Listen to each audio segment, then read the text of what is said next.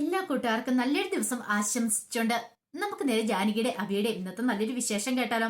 അങ്ങനെ ഇന്നത്തെ വിശേഷത്തില് അമൃതയും പ്രഭാവതിയും സുമകലയും കൂടെ സംസാരിച്ചുകൊണ്ട് നിൽക്കുകയാണ്. ഈ സമയത്ത് അമൃത സുമകലയോടും പ്രഭാവതിയോടായിട്ട് പറഞ്ഞു, അല്ല ഞാനൊരു കാര്യം ചോദിച്ചോട്ടെ, അച്ഛൻ ഇത്രയൊക്കെ അഭിയേന്റെ പേരിൽ എഴുതി വെച്ചല്ലോ, അത് എന്തിന്റെ അടിസ്ഥാനത്തിൽ എഴുതി വെച്ചേ?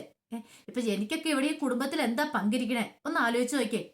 അച്ഛന്റെ ഒരു കൂട്ടുകാരന്റെ മകനെ കൊണ്ട് എന്നെ കല്യാണം കഴിപ്പിച്ചു, എന്നിട്ടോ ആ ബന്ധം ഇങ്ങനെയായി തീരുകയും ചെയ്തു. കുറച്ച് സ്വർണം തന്നല്ലാതെ വേറൊന്നും എനിക്ക് തന്നിട്ടില്ലല്ലോ. അങ്ങനെയാണെങ്കിൽ എനിക്ക് എന്റെ ഷെയർ കിട്ടണ്ടേ? എനിക്ക് എന്റെ ഷെയർ കിട്ടുകയേ മതിയാവുള്ളൂ. ഉടനെ എന്നെ ഡിവോഴ്സ് കഴിയും.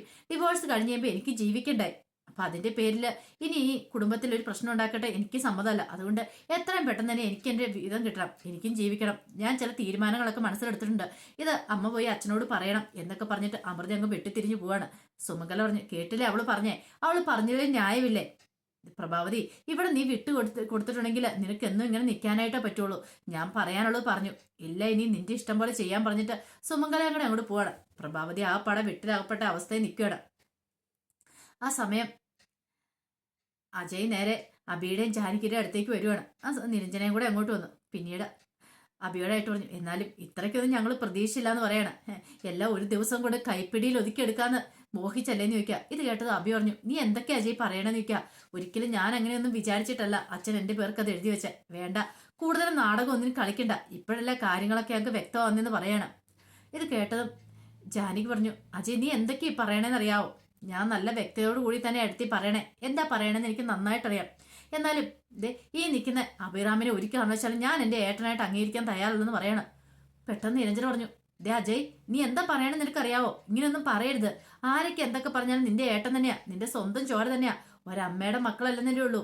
അല്ലെങ്കിലും നിന്റെ ഏട്ടനല്ലാതെ ഇരിക്കുന്നില്ലോ. ഒരമ്മയുടെ വയറ്റിൽ പറഞ്ഞല്ലോ. അതുകൊണ്ട് തന്നെ ഞാൻ ഇങ്ങനെ എന്റെ ഏട്ടനായിട്ട് അംഗീകരിക്കാനായിട്ട് പോകുന്നില്ല. എനിക്ക് ഇങ്ങനെയുടെ സ്നേഹവും കാര്യങ്ങളൊന്നും വേണ്ട. അതെ, എത്രയും പെട്ടെന്ന് ഞങ്ങളുടെ ജീവിതത്തിൽ നിന്ന് ഒഴിഞ്ഞു പോയാൽ മാത്രം മതി എന്ന് പറയണം. ഇത് കേട്ട് കഴിഞ്ഞപ്പോഴത്തേനും ജാനകി പറഞ്ഞു, അജയ് നീ ഇങ്ങനെ സംസാരിക്കരുത്. നിന്റെ ഏട്ടത്തിയമ്മയല്ലേ ഞാൻ. ഒരേട്ടത്തിയമ്മ പോലും എല്ലാരും കൂടെ ചേർന്ന് ആലോചിച്ചുറപ്പിച്ചെടുത്ത തീരുമാനമല്ലേ? അല്ലെങ്കിൽ തന്നെ ഇപ്പൊ അച്ഛൻ എന്തിനാ ആ സ്വത്തുക്കൾ അഭിയന്റെ പേരിലേക്ക് എഴുതി വെച്ചേ? ഇയാളുടെ പേരിലേക്ക് എഴുതി വെക്കാൻ കാരണം എന്താ? അപ്പൊ വേറെ മക്കൾക്കൊന്നും അച്ഛന് വേണ്ട, അതുകൊണ്ടല്ലേ ഇങ്ങനെയൊക്കെ ചെയ്തേന്ന് ചോദിക്കാം. നിരഞ്ജന പറഞ്ഞു, അജയ് നീ എന്തൊക്കെ ഇങ്ങനെ പറയണേ? അഭി പറഞ്ഞു, അവൻ പറയട്ടെ, അവന് മടുക്കുവോളം അവൻ പറഞ്ഞോട്ടെ. എന്നാലും കുഴപ്പമില്ല, എല്ലാം കേൾക്കാൻ ഞാൻ ബാധ്യസ്ഥനാണ്. എത്രയൊക്കെയെന്ന് പറഞ്ഞാലും ഞാൻ സ്വർണത്തിന്റെയോ പണത്തിന്റെയോ അല്ലെങ്കിൽ സ്വത്തിന്റെയോ പേരിലൊന്നും പോയിട്ടില്ല. ഞാൻ നിങ്ങൾക്ക് വേണ്ടിയിട്ട്, നിങ്ങളുടെ സന്തോഷത്തിന് വേണ്ടി ഞാൻ അന്നു ഇന്ന് നിലകൊണ്ടിരുന്നത്. എന്റെ സഹോദരങ്ങളാന്നോർത്തുകൊണ്ട് കൂട്ടിപ്പിടിച്ച് കൊണ്ടുപോകാനായിട്ടാണ് ഞാൻ ശ്രമിച്ചിരുന്നത്. സഹോദരങ്ങളാണ് പോലും. ആ ചിന്ത അതിനി വേണ്ട. നിങ്ങൾ എന്റെ ആരുമല്ലെന്ന് പറയണം. ചേട്ടൻ ജാനകി പറഞ്ഞു, അതേടാ നീ ഇങ്ങനെ തന്നെ പറയണോ അജയ്? നിനക്ക് വേണ്ടിയിട്ട് ഈ കുടുംബത്തിൽ നിന്ന് ഞങ്ങൾ ഇറങ്ങിപ്പോകാൻ തയ്യാറായതാ. നീ കാരണം ഞങ്ങൾ എത്രമാത്രം നാണം കെട്ടിട്ടുണ്ടായിരുന്നോ? പെട്ടെന്ന് അഭി പറഞ്ഞു, വേണ്ട ജാനകി, ഇത് പറയാതിരിക്കാൻ എനിക്ക് പറ്റില്ല. അഭിയേട്ടാ ഒന്ന് ആലോചിച്ച് നോക്കിയേ, ഇവൻ കാരണമല്ലേ നമ്മളെ രണ്ടുപേരെയും വീട്ടിൽ നിന്ന് ഇറക്കി വിടാനായിട്ട് അച്ഛൻ തീരുമാനിച്ചേ. അതോടെ നമ്മളിവിടെ നിന്ന് ഇറങ്ങിപ്പോകാൻ തീരുമാനിച്ചു. എന്നിട്ട് പോലും നമ്മുടെ ആ നല്ല മനസ്സ് ഇവൻ തിരിച്ചറിഞ്ഞില്ല. ഇപ്പൊ കണ്ടില്ലേ, ഇവന് വേണ്ട ബാധിച്ചിട്ട് നമ്മൾ ആരാ? വെറും പുറമ്പോക്കുകളായി മാറി. ഇവന്റെ കല്യാണം നടത്താൻ വേണ്ടി നമ്മൾ എന്തൊക്കെ അനുഭവിച്ചു, എന്തൊക്കെ കേട്ടു. അവസാനം എല്ലാവരുടെ മുന്നിൽ നമ്മൾ അപഹാസ്യരായിട്ട് നിന്നില്ലേ? എന്നിട്ട് പോലും നമ്മുടെ മനസ്സ് തിരിച്ചറിയാനായിട്ട് ഇവൻ കൂട്ടാക്കിയില്ലോ.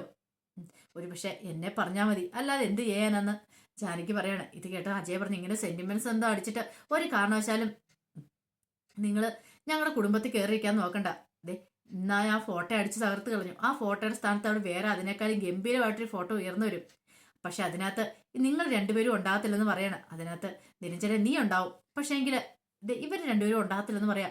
നിരഞ്ജന പറയാം, അജയ് നീ എന്തൊക്കെയാ പറയണേ? ഇങ്ങനെയൊന്നും പറയരുത്. ദൈവദോഷം കിട്ടുമെന്ന് പറയണം. പിന്നെ ഒരു ദൈവദോഷം കിട്ടി. ഇവരെ അംഗീകരിക്കാനാണെങ്കിലേ നീ ഇവരോടൊപ്പം നിന്നാ മതി. നീ എന്റെ ഭാര്യ, നീ എന്നോടൊപ്പം നിൽക്കണ്ടേ? പറഞ്ഞ കേട്ടല്ലോ എന്ന് പറഞ്ഞ് വെട്ടിത്തിരിഞ്ഞ് അജയ് അങ്ങോട്ട് പോവാണ്. നിരഞ്ജനയ്ക്ക് വല്ലാത്ത സങ്കടമായിപ്പോയി. നിരഞ്ജന ഒന്നും മിണ്ടാതെ നിരഞ്ജന അങ്ങോട്ട് പോയി. ജാനകി അബിയോട് പറഞ്ഞു, അവിയേട്ടൻ വിഷമിക്കണ്ട. അല്ലെങ്കിൽ ഇന്നല്ലെങ്കിൽ നാളെ ഇങ്ങനെയൊക്കെ സംഭവിക്കും നമ്മൾ വിചാരിച്ചോണ്ടിരുന്നാലേ അത് ശരിയാ. പക്ഷെങ്കിൽ എന്ത് ചെയ്യാൻ പറ്റും? ഇത്ര പെട്ടെന്ന് ഇങ്ങനെയൊന്നും പ്രതീക്ഷിച്ചില്ല. അവനെ ഇപ്പോഴും ഞാൻ എന്റെ സഹോദരനായിട്ട് തന്നെ കാണുന്നേ. അതിലപ്പുറം എനിക്കില്ലാന്ന് പറയണം. പക്ഷെ അബിയേട്ടൻ ഇനിയും മനസ്സിലാക്കേണ്ട ഒരു കാര്യമുണ്ട്. അബിയേട്ടൻ ഇത്ര സ്നേഹിച്ചാലും ആ സ്നേഹം തിരിച്ചറിയാനായിട്ട് അജയ് തീരുമാനിച്ചിട്ടില്ല. അജയുടെ മനസ്സിലിരിപ്പ് മനസ്സിലായാലും എന്താന്ന്. അവൻ ഇപ്പോഴും പ്രാധാന്യം കിടക്കുന്ന സ്വത്തിനും പണത്തിനും മാത്രമാണ്, മറ്റൊന്നിനും അല്ലാന്ന് പറയണം. ആ സമയം അജയ് മുറിയിലേക്ക് പോയ പുറകെ നിരഞ്ജനെ അങ്ങോട്ട് ചെല്ലുവാണ്. നിരഞ്ജന എന്നിട്ട് ചോദിച്ചു, എന്താ അജയ്? അജയ് എന്തൊക്കെയാ വിളിച്ചു പറഞ്ഞെന്ന് വല്ല ബോധം ഉണ്ടോ എന്ന് ചോദിക്കാം. അതെ, എനിക്ക് നല്ല ബോധം തന്നെയുണ്ട്. നീ അവരുടെ ഭക്ഷണത്തിൽ തരാനാണെങ്കിൽ അവരുടെ ഭക്ഷണത്തിൽ എന്ന് നിന്നാ മതി, എന്നോടൊത്ത് നിൽക്കണ്ട കേട്ടോ എന്ന് പറയണം. അജയ് ഞാൻ ആരുടെയും പക്ഷത്തേക്കുന്നല്ല, ഉള്ള കാര്യം പറഞ്ഞ അച്ഛൻ അവർക്ക് ആ സ്വത്ത് കൊടുത്താൽ എന്താ തെറ്റിരിക്കുന്നത്? ഞാൻ നോക്കിയിട്ട് ഒരു തെറ്റും കാണുന്നില്ല. അജയേട്ടൻ അല്ല അഭിയേട്ടൻ ഈ കുടുംബത്തിലെ മൂത്ത മകൻ തന്നെയാ. അതിപ്പോ അജയേട്ടൻ എത്ര നിരസിച്ചാലും അങ്ങനെ തന്നെ ആവുള്ളൂ, അല്ലാതെ വേറൊന്നും ഇല്ലാന്ന് പറയണം. ഓഹോ, അപ്പൊ നീ എന്നെ പഠിപ്പിക്കാൻ ഇറങ്ങിയിരിക്കുമല്ലേന്ന് ചോദിക്കണം. എന്താ അജയ് ഇങ്ങനെയൊക്കെ പറയണേ? അജയുടെ മറ്റൊരു മുഖമാണല്ലോ ഇത്. ഇതിനു മുമ്പ് ഞാൻ ഇങ്ങനത്തെ ഒരു മുഖം കണ്ടിട്ടില്ല എന്ന് പറയാം. കല്യാണത്തിന് മുമ്പ് അങ്ങനെ പല കാഴ്ചകളും നമ്മൾ പറഞ്ഞിരിക്കും, പല സ്വപ്നങ്ങളും കണ്ടിരിക്കും. ആ പ്രണയത്തിലിരിക്കുന്ന സമയത്ത് ഇതിനെക്കുറിച്ച് ഞാൻ ചിന്തിക്കില്ല. പക്ഷെ ഇതങ്ങനെയല്ല, ഇത് യാഥാർത്ഥ്യ നിരഞ്ജനെ. ജീവിതത്തിലേക്ക് കടന്നു കഴിയുമ്പോഴത്തേനും അതിന്റെ കയ്പും മധുരമൊക്കെ നമ്മൾ അറിയത്തോളൂ.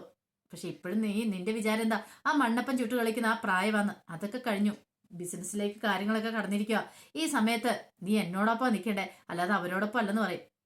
കടേ നിരഞ്ജന പറഞ്ഞു, അജയ് എന്താ ഇങ്ങനെയൊക്കെ സംസാരിക്കുന്നു? ഒന്നുമില്ല, നമുക്ക് വേണ്ടിയിട്ട് ജീവൻ കൊടുക്കാൻ വരെ തയ്യാറായതാ ജാനിയുടെയും അഭിയേട്ടനും. എന്നിട്ടാണോ അജയ് അവരെ തള്ളി പറയണമെന്ന് ചോദിക്കുകയാണ്. അജയ്ക്ക് എങ്ങനെ ഇങ്ങനെ മാറാൻ കഴിയുന്നു? ഞാൻ ഇങ്ങനെയൊക്കെ തന്നെയാ, എന്റെ ഇനി കാണാത്ത പല മുഖവും നിനക്ക് കണ്ടതായിട്ട് വരും എന്നും പറഞ്ഞുകൊണ്ട് അജയ് അങ്ങോട്ട് പുറത്തേക്ക് ഇറങ്ങി പോവാണ്. പിന്നീട് ഒരു നമ്പറിലേക്ക് ഡയൽ ചെയ്യുക. നമ്പറിലേക്ക് ഡയൽ ചെയ്തിട്ട് കിട്ടിയില്ല. ദേഷ്യത്തോടെ അങ്ങോട്ട് വെക്കുവാണ്. ഹണീനെയാണ് വിളിച്ചത്. ഹണി റോസിനെ വിളിച്ചിട്ട് കാര്യങ്ങളൊക്കെ പറയാൻ വിളിച്ച. പക്ഷെ ആ സമയത്ത് അവളാണെങ്കിൽ കോൾ ഇട്ട് എടുക്കുകയും ചെയ്തിട്ടുണ്ടായിരുന്നില്ല. ആ സമയം ജാനകി അഭിയും കൂടെ ഇങ്ങനെ ടെൻഷൻ അടിച്ച് നിൽക്കുന്ന സമയത്ത് അങ്ങോട്ടേക്ക് അമല് വരുവാണ്. അമല് വന്നിട്ട് ചോദിച്ചു, അഭിയേട്ടൻ എന്തിനാ ഇങ്ങനെ ടെൻഷൻ അടിച്ചിരിക്കുന്നേ? അഭിയേട്ടനെ വിഷയമൊക്കെ വിട്, വെറുതെ എന്തിനാ? ഇനി ഇപ്പൊ ആരൊക്കെ എന്തൊക്കെ പറഞ്ഞു പറഞ്ഞാൽ അഭിയേട്ടൻ ഞങ്ങളെ അല്ലാതാവുന്നില്ല.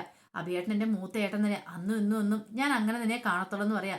ഇത് കേട്ടാ അഭി പറഞ്ഞു, എനിക്കറിയാം നിന്റെ അവസ്ഥ, നീ എന്നെ അങ്ങനെ കാണുന്നതെന്ന് പറയാം. പക്ഷെ മറ്റു പലരും ഇത് കേട്ട് കഴിയുമ്പോൾ അജയേട്ടന്റെ കാര്യമായിരിക്കും ഉദ്ദേശിച്ചില്ലേ? ആ കാര്യം കൊണ്ട് വിട്ടുകളാ. പിന്നെ അമൃതയുടെ കാര്യം അതറിയാവുന്ന കാര്യമല്ലേ?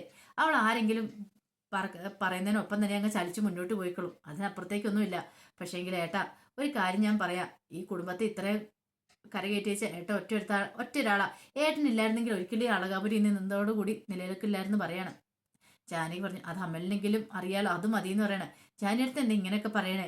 ഈ കുടുംബത്തിന് വേണ്ടിയിട്ട് ഇത്രയും കാലം കഷ്ടപ്പെട്ട നിങ്ങൾ രണ്ടുപേരും അല്ലേ? അത് മറന്നു പോയിട്ടുണ്ടെങ്കിൽ ദൈവം പോലും പൊറുക്കില്ല.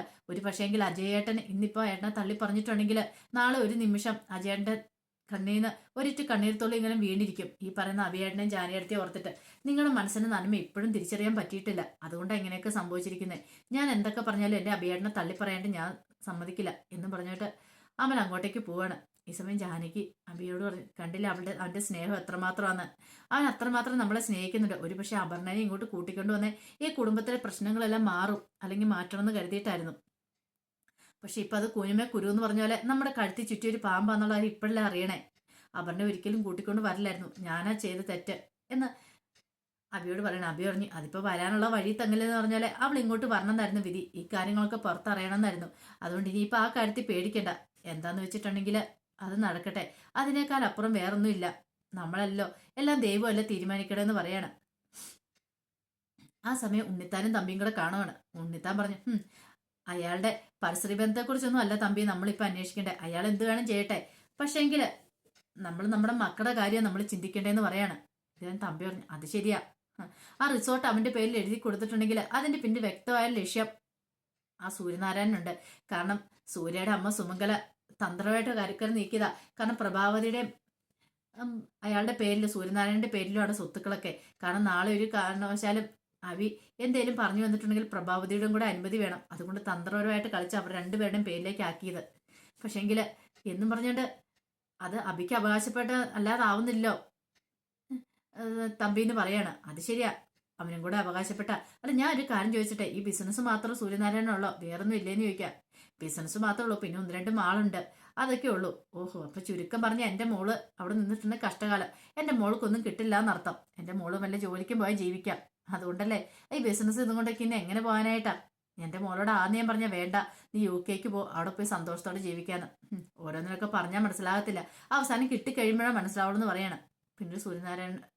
പിന്നീട് തമ്പി പറഞ്ഞു, നമുക്കൊരു കാര്യം ചെയ്താലോ, സൂര്യനാരായണന്റെ വീട്ടിലേക്ക് പോയാലോ എന്ന് ഉണ്ണിത്താനോട് ചോദിക്കോ.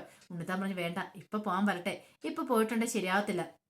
കാരണം നമ്മളിപ്പോൾ ചെന്നിട്ടുണ്ടെങ്കിൽ അളകാപുരി കത്തി എരിഞ്ഞോണ്ടിരിക്കുന്ന സമയം, ഇതൊന്ന് കത്തി തീരട്ടെ, അതിനുശേഷം നമുക്ക് അടുത്ത തീ കത്തിക്കാനായിട്ട് അങ്ങോട്ട് ചെല്ലാം, അത് മതി. ഇപ്പൊ നമ്മൾ ചെന്നാൽ ശരിയാകത്തില്ലെന്ന് പറയാണ്. ആ സമയം പ്രഭാവതി നേരെ സൂര്യനാരായണന്റെ അടുത്തേക്ക് ഇല്ലുവാണ്. ഇപ്പൊ നിങ്ങൾക്ക് സമാധാനമല്ലോ, എല്ലാം വരുത്തി കൂട്ടി വെച്ചിട്ട്. ഞാൻ എന്ത് ചെയ്യുന്നേ പറഞ്ഞേ? ഒരു കാലത്തും സത്യങ്ങളൊന്നും അറിയില്ലെന്നും പറഞ്ഞോണ്ട് നിങ്ങൾ എന്റെ അമ്മയുടെയൊക്കെ വായ മൂടി കിട്ടിയില്ലേ, ഇപ്പൊ എല്ലാരും അറിഞ്ഞില്ലേന്ന് ചോദിക്കാം.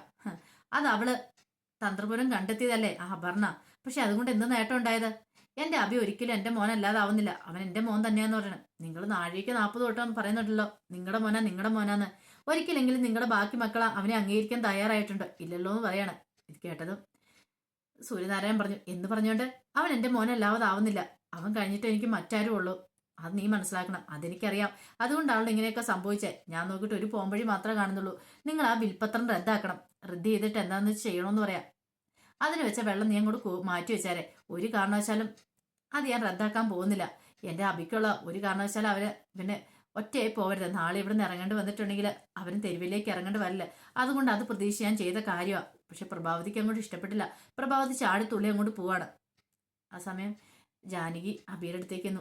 അബിയുടെ അടുത്ത് നിന്നിട്ട് ഞാൻ പറഞ്ഞല്ലോ അച്ഛനൊരു കാര്യം ചെയ്തിട്ടുണ്ട് നമ്മുടെ നന്മയെ കരുതി ചെയ്യത്തുള്ളൂ.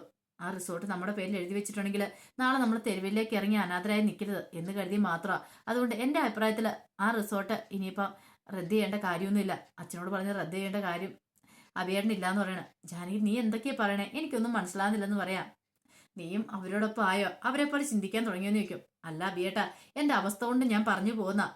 നാളെ നമ്മൾ ചിലപ്പോൾ തെരുവിലേക്ക് ഇറങ്ങി പണ്ടെന്ന ഈ കുഞ്ഞുങ്ങളെയും കൊണ്ട് എങ്ങോട്ട് പോകുന്നു വല്ലതും ചിന്തിച്ചിട്ടുണ്ടോ? ലച്ചു പ്രായപൂർത്തിയായതാ. പോരാത്തതിന് പൊന്നുമുണ്ട്. അതുകൊണ്ട് ഞാൻ നോക്കിയിട്ട് ഇനി അച്ഛനോട് കൂടുതലും സംസാരിക്കുന്നതായിരിക്കും നല്ലത്.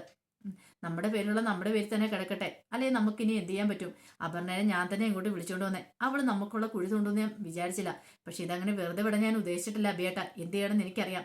അപർണയെ തന്നെ ആദ്യം നമുക്ക് പിടിക്കണം. അവളല്ലേ ഇതിനെല്ലാം കാരണക്കാരി എന്ന് പറയുകയാണ്. അപ്പൊ അതിന്റെ വിശേഷങ്ങളൊക്കെയാണ് കണ്ടത്. ഇതിന്റെ ബാക്കി വിശേഷങ്ങളുമായിട്ട് വൈകുന്നേരത്തെ പ്രമോയി വരാട്ടോ. ഒരിക്കൽ കൂടി എല്ലാവർക്കും നല്ലൊരു ദിവസം ആശംസിച്ചു നിർത്തുന്നു. നന്ദി.